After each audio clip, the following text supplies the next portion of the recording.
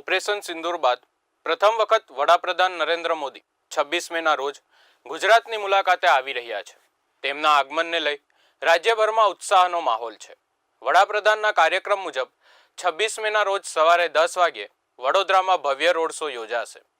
ત્યારબાદ બપોરે 2 વાગ્યે ભુજમાં અને સાંજે 6:30 વાગ્યે અમદાવાદમાં પણ ભવ્ય રોડ શોનું આયોજન કરવામાં આવ્યું છે. અમદાવાદ એરપોર્ટથી ઇન્દિરા બ્રિજ સુધી રોડ શો કરવામાં આવશે. એરપોર્ટ સર્કલથી ઇન્દિરા બ્રિજ સુધી તિરંગા અને દેશભક્તિનો માહોલ જોવા મળશે. રેલીના રૂટ પર ઠેર ઠેર ઓપરેશન સિંદૂર, બ્રહ્મોસ મિસાઇલ તથા ભારતીય જવાનનું કટઆઉટ રાખવામાં આવ્યું છે. એરપોર્ટ ગુજસેલ પાસેથી શરૂ કરી ઇન્દિરા બ્રિજ સુધી 19 સ્ટેજ બનાવવામાં આવ્યા છે.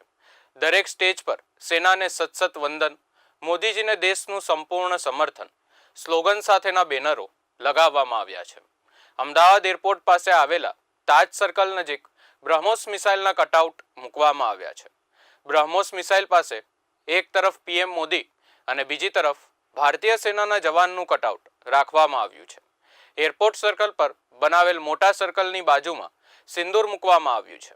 એરપોર્ટ સર્કલ પર બ્રહ્મોસ મિસાઇલ અને રાફેલ વિમાનના કટઆઉટ મૂકવામાં આવ્યા છે. પાકિસ્તાનના આતંકી અડ્ડાઓ પર કરવામાં આવેલા ઓપરેશન સિંદૂરના નામ આપવામાં આવ્યું હતું, ત્યારે રોડ શો દરમિયાન સિંદૂર મૂકવામાં આવ્યું છે.